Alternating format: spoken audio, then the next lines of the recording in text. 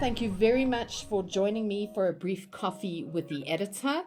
You represent the United Commuter Voice. You're the General Secretary for the Gauteng province. I'm sure with the recent announcement by the President with regard to his economic recovery plan for our country, and he mentions rail and in particular passenger services, I'm sure you have some interesting thoughts to contribute to the conversation.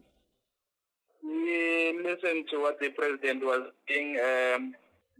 Also the issue about privatizing some of the corridors or routes of the trains. I think we'll be meeting as the Commuter Voice to dig deeper further into it. But currently we are left with a lot of questions with regards to that announcement. One of keys is that the commuters, they are actually subsidized by the government, be it provincial government or national government. Now, one of the questions that if these lines are to be privatized, will they continue being subsidized? Will the commuter continue to be subsidized, or we should expect an escalation of ticket prices? That is another concern, and also of concern. Also, the Gauteng provincial government has come on board saying that as the provincial government, they are actually willing to take over the province and run the province in terms of the transport. Probably, I think the DA actually came up with the same proposal a few years back in the Cape Town region. I think as commuters, we really not sure with that. In terms of, I think what is key to us, one is the availability of service, and we see that the government themselves, they are struggling with their government departments in terms of offering service. So one of the questions that should we, when we go to the under the provincial government, what kind of service will we still be getting? One of the things that the government is struggling to implement even their BRT programs on the ground, and it leaves us with a lot of questions. Actually, for us, what should have been is that PRASA should have much attention should be paid by the national government to PRASA. One, in terms of their projects, in terms of protecting their assets, the infrastructure, and offering a good service to the commuters. Rather, instead of shifting it to whether to the private sector or to the provincial government. So do you think that there's a role for the private sector to play here? And the reason I ask this, and it is a very important question, because frankly speaking, right now, the state of PRASA, I don't think your commuters are getting much in the way of service anyway. So if the private sector had to come in and participate under a concession that was still subsidized, because, you know, passengers all over the world, when it comes to rail, is still subsidized by the government. It's not a profit-making experience. It is a social service. But wouldn't it be advantageous to have an operator who operates and protects the asset and is able to deliver a reliable, predictable service? I mean, is that not what your commuters are really, really looking for? That is what the commuters are looking for, and it could work if the subsidy concessions are still there. It could work. One, we've seen that under the government, we at times get, I think there's political interference running the SOEs. So that could be a bonus if we are under private sector, where there will be very little in terms of political interference and in terms of management structures. Take, for example, a company like PRASA for the past 5 years or so. People in senior positions, we have not had permanent people in senior positions. Only people acting like your regional managers, your majority of managers are acting, whereby they are rotating on a 3-month basis, and that does not even give the company stability. I think should we have been in a private company, such matters would have been dealt with very quickly and sharply, that we have actually people that are managing and taking responsibility. Yes.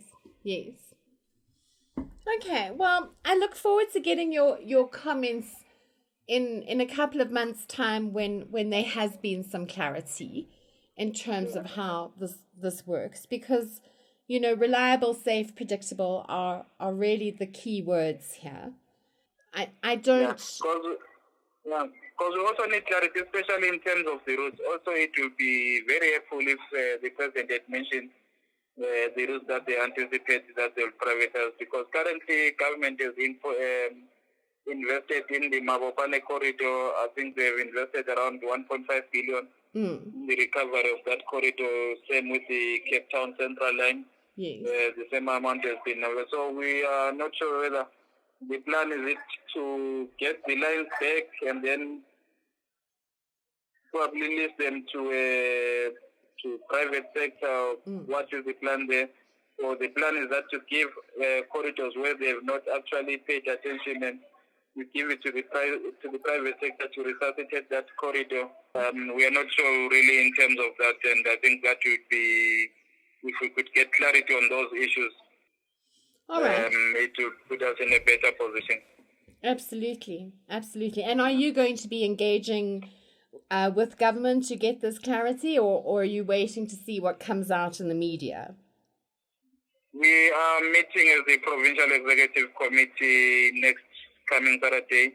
Okay. We will be deliberating on all these issues. One, we will be deliberating on the issue of the announcement, the pronouncement by the President.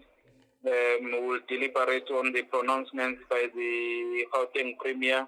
Yes. And generally, we are also going to look at what PRASA is offering us, because currently they are trying to bring back the service, but we want to monitor it so that with the current state, the service that is coming in, we should be able to see that the commuters are benefiting.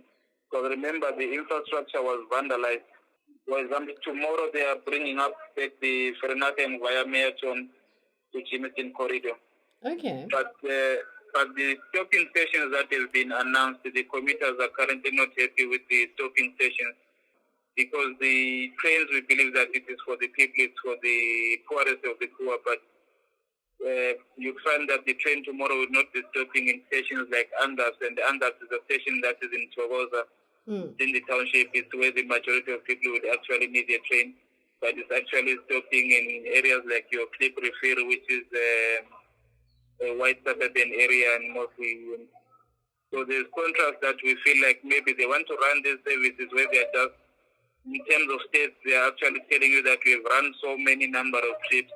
But in actual effect, the question should be how many people have benefited from that, from those number of trips. By you carrying the numbers, the community benefiting. No, that's interesting. All right. Well, I would really appreciate some feedback after your meeting. For us, it would be interesting to follow the process and see where this goes. Okay. Now, I think we'll also issue a statement. I'll be in touch with you. I'll also share the outcomes of the meeting, but probably we are going to look to engage. One, we are looking to engage with the Department of Transport. They have never engaged us. I think ever since the Minister of Transport came in, Zimbalula, as the Gauteng province, we have indicated our desire to engage with him, but up to now we have not engaged with the DOT. Met them in events, we've met them where usually in events or when they are launching something, but we've never had a one-on-one sitting where we actually voice our concerns as the commuters. So we'll be looking to engage on that. Well, I look forward, and I'll be speaking to you soon. Okay, thanks. Thank you. Thank you for your time.